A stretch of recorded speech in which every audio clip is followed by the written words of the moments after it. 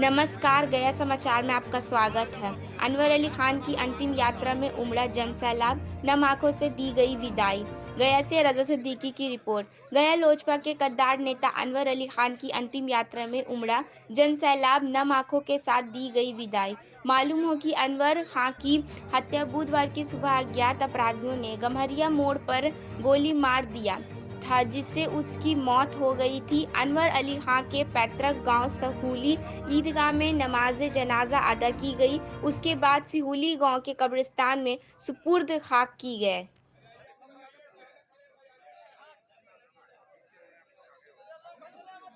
खान साहब, नहीं, हम लोगों को काफ़ी दुख है उनके मृत्यु से। काफ़ी लोकप्रिय गरीबों के हित में काम करते थे। उनके नहीं रहने से इलाके को बहुत बड़ी क्षति हुई है।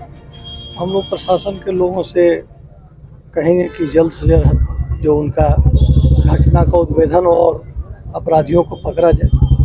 कई अपराधी जिम्मेवारी ले रहे हैं, तो प्रशासन उसको देखेगा। बाकी तो हम लोग प्रशासनिक दायित्व है उसमें, लेकिन हम लोगों का है कि प्रशासन उसको जो अपराधी हैं उनको पकड़े, गिरफ्तार करे, सजा दे। प्रशासन से लेकर माननीय मुख्यमंत्री श्री नीतीश कुमार से ये आह्वान करते हैं और अपील करते हैं कि अपराधियों को कड़ी से कड़ी सज़ा मिलनी चाहिए और जितना जल्द से जल्द मिलना चाहिए।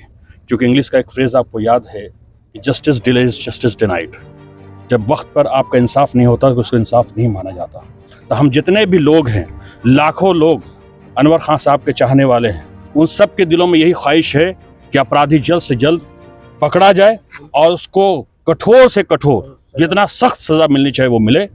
और अगर जिला प्रशासन इस काम को करने में नाकाम होती है तो मुस्लिम समाज अपना नेतृत्व खुद करेगी और अपना डिसीजन खुद लेगी कि हमें आगे क्या करना है। मैं जिला प्रशासन को फिर से एक बार, कल भी मैंने कहा कि एक डेलीगेशन तदफीन के बाद आपसे मिलेगा, जिसमें गांव के भी कुछ होंगे, रिश्तेदार भी होंगे और जो बुद्धिजीवी वर्ग है मुस्लिम कम्युनिटी के वो भी शामिल होंगे। और वो जा करके डेलीगेशन मिलेगा और अपनी बात को रखेगा। अगर जिला प्रशासन हमें आश्वासन देता है, भरोसा देता है, यकीन दिलाता है कि हमारे अनवर खान साहब के मौत पर इंसाफ मिलेगा तो हम लोग मुतमईन होंगे। अगर इंसाफ कहीं भी लगेगा कि इंसाफ में कमी है तो उसके आगे की प्लानिंग जो होगी हम सब भाई मिल बैठ के करेंगे और इंशाल्लाह आगे की जो प्लानिंग हो उसको समाज में रखा जाएगा। नहीं दो राय नहीं कि ये घटना बहुत बड़ी घटना है और यहाँ पर सारे लोगों के लिए व्यक्तिगत लॉस है इस घटना से।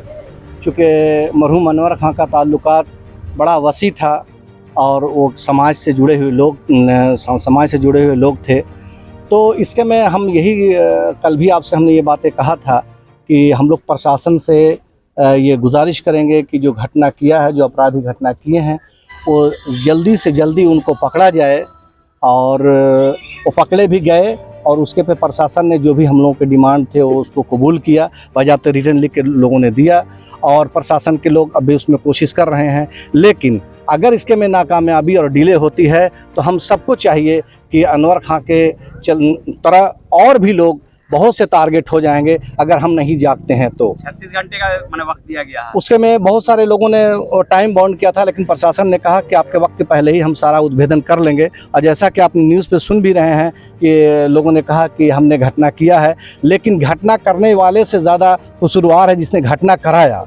और वहाँ पे 5-7 आदमी का जो नाम आ रहा था उस पर प्रशासन कड़ा से कड़ा एक्शन ले और माननीय मुख्यमंत्री से लेकर के डीएम और एसपी साहब तक आश्वासन दिए हैं और उस पर हम लोग और भी दबाव बनाएंगे। डेलीगेशन भी भाई साहब बता रहे थे कि मिलना चाहिए। और दूसरी चीज़ ये है कि हमें खुद को भी एहतियात में रहना चाहिए और एक इत्तेहाद बना करके रहना चाहिए ताकि आने वाले वक्त में इस तरह की घटना ना हो। अच्छा, परिवार में एक आदमी की नौकरी और कुछ आर्थिक मदद की बात हुई? नहीं, पांच बातें हम लोगों ने लिख करके दिया था रिटर्न में और बाज़ाब्ते उस पर हमने कहा था कि इस पर आप दोनों ऑफिसर एसडीओ साहब और डीएसपी साहब ने फॉरवर्ड किया और उन्होंने कहा है कि जो भी इसमें कानूनी मदद हो सकती है हम लोग इसको कबूल करते हैं। और डीएम साहब से भी लगातार आदमी संपर्क में था। डीएम साहब ने भी कहा कि आप लोग इसके बाद मृतक के लोग को लेकर करके, रिश्तेदार को या अपने लोग हैं, आप लोग मिलेंगे, मैं पूरी की पूरी मदद करूँगा और कोशिश करूँगा।